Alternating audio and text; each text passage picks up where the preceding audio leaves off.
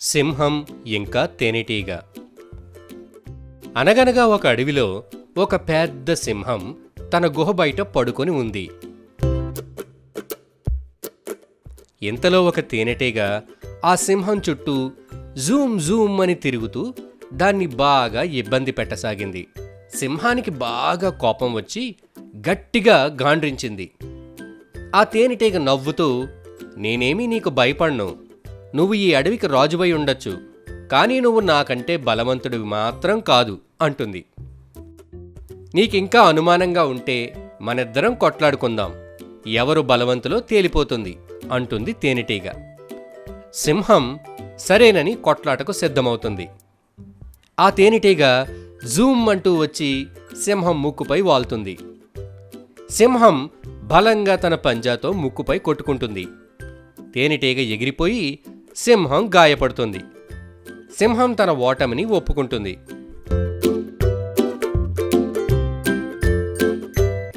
ఆ తేనెటీగ పెద్ద సింహాన్ని గెలిచానన్న గర్వంతో జూమ్ జూమ్ అంటూ ముందు వెనక చూడకుండా ఎగిరి ఒక సాలిగూడులో చిక్కుకుంటుంది. తనకంటే చిన్నదైన ఒక చిన్న సాలిపురుగొచ్చి ఆ తేనెటీగను చంపి తినేస్తుంది. ఈ కథలో నీతేంటంటే, గర్వంతో అహంకారంతో విర్రవీగితే ఏదో ఒకరోజు చిక్కుల్లో కూరుకుపోవడం ఖాయం.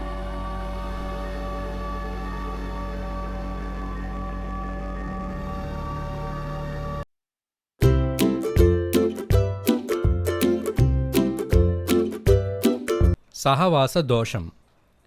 ఒక పెద్ద చెట్టు మీద 2 రామచిలుకలు గూడు కట్టుకున్నాయి. అవి వాటి పిల్లలతో ఆనందంగా నివసిస్తుంటాయి. ప్రతిరోజు ఉదయం తల్లి చిలుక, తండ్రి చిలుక పిల్లలకు ఆహారం తీసుకురావడానికి బయటకు వెళ్ళేవి. సాయంత్రానికల్లా తిరిగి ఇంటికి చేరుకునేవి. ఒకరోజు 2 చిలుక పిల్లలు ఒంటరిగా ఉన్నప్పుడు ఒక వేటగాడు ఆ 2 రామచిలుకలను తీసుకుపోతాడు. ఒక చిలుక ఎలాగోలా వేటగాడి నుండి తప్పించుకుని పారిపోతుంది. అది ఒక బ్రాహ్మణుడింటికి చేరుతుంది. అక్కడ బ్రాహ్మణుడు చెప్పే మంచి మాటలు వింటూ పెరిగింది.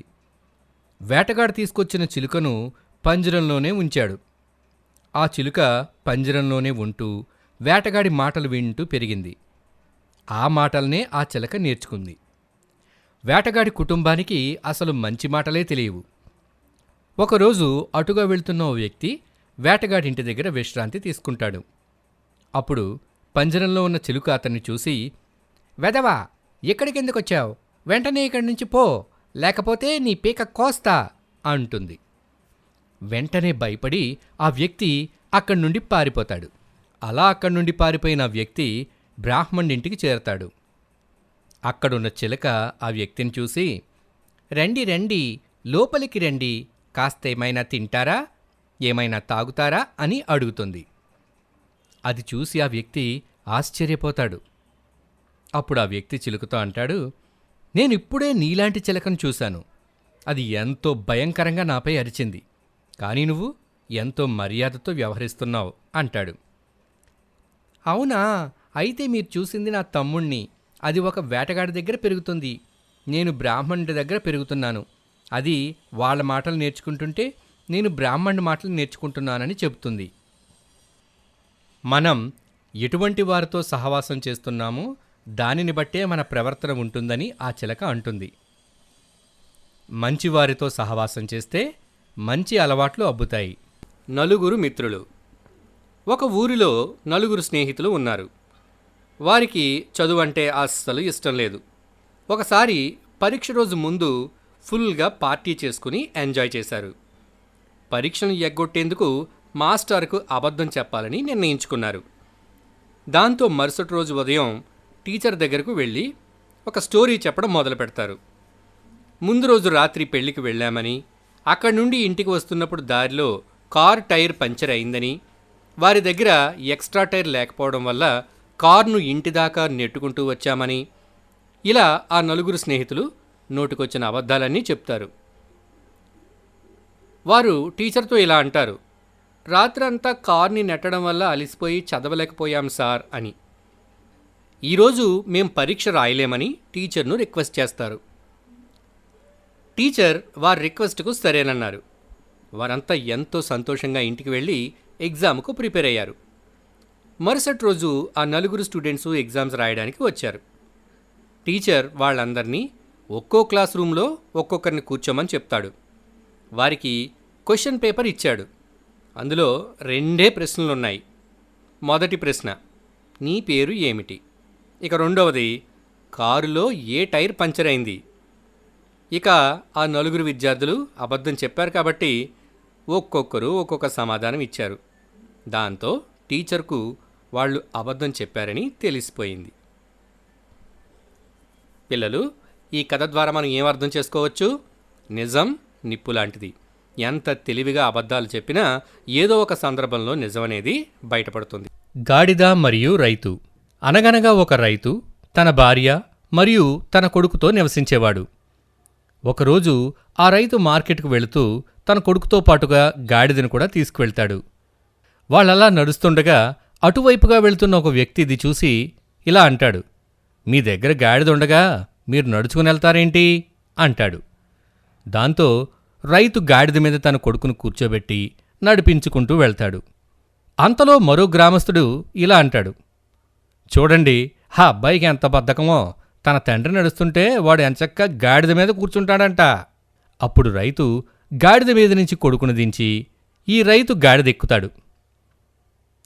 ఆ తరువాత అటుగా వెళ్తున్న ఒక మహిళ ఇది చూసి సిగ్గు లేకుండా కొడుకును నడిపిస్తూ ఆ వ్యక్తి గాడిద మీద ఊరేగుతున్నాడు అంటుంది.